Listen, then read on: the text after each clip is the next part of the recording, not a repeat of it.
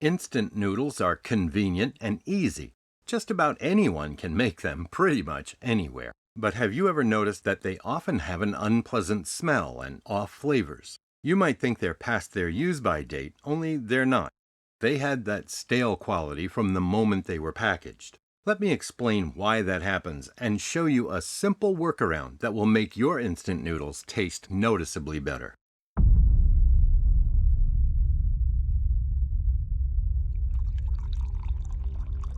Oh my God. It's like a miracle.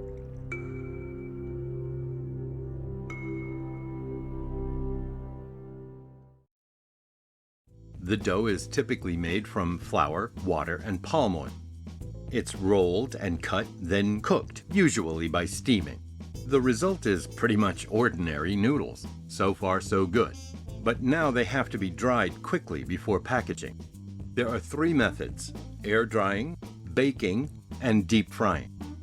Regardless of the method, some oil is needed to prevent them sticking together, but exposing oil to heat causes it to break down and oxidize, which creates the characteristic smell that we call rancid.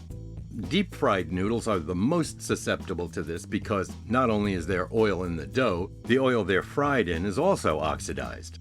It's just not cost-effective to replace a factory's worth of frying medium as soon as it starts to degrade, so these noodles can pick up a really offensive smell and taste. Alright, let's fix this. Here are 2 of my favorites: Coca Spicy Stir Fried from Singapore and Shin Ramyeon from South Korea, both of which have great chewy texture.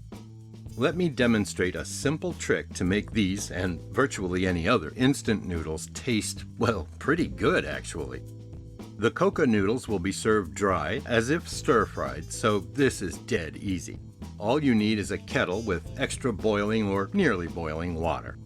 A lot of oil will bleed out while they cook, so just boil them until they reach the level of chewiness that you prefer. Drain off that bad-tasting water, and then rinse them thoroughly with fresh hot water.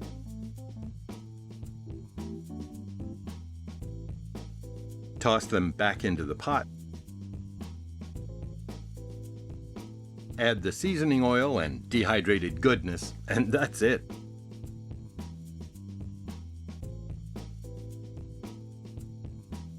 I like to finish with a little sliced scallion, sesame seed, and chili oil.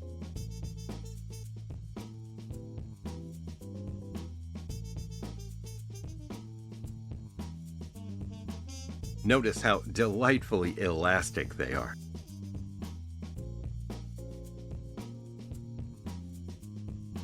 Now the soup noodles. We have one extra step. We'll boil and rinse them as before, but we'll also measure the fresh hot water used to make the broth at the end to get the concentration we prefer. There are some dehydrated vegetables that need reconstituting, so I'll boil them along with the noodles. Don't worry, I'll catch all of it with the strainer. Here again, the noodles will give up a fair amount of oil.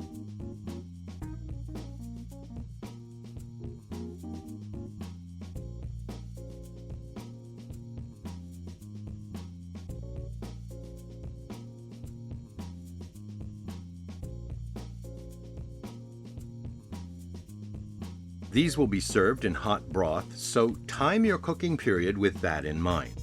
When they're slightly chewier than you want, drain them and then rinse them thoroughly with boiling water as before.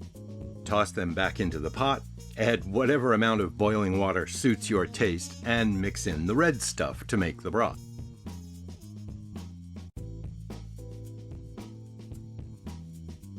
I like to sprinkle on some fresh gochugaru and sometimes chopped scallion or chive.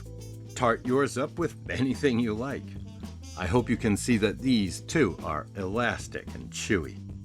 So that's 2 examples of greatly improved flavor with only the slightest extra fuss. This trick works with any type of instant noodle that you boil. Sadly, it's useless for cup noodles where the seasoning is already mixed with the pasta, or for noodles that you reconstitute without boiling, just by adding hot water and waiting. They're not meant to be cooked and wouldn't really hold up to this process. These two specimens, however, are well worth a little more care and prep time. And I'm sure your favorite ones are too. Well, that's about all for today.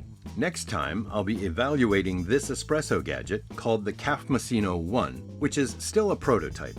Not unlike the decent espresso maker, this machine provides full control over pressure and temperature, offering you a chance to profile both independently.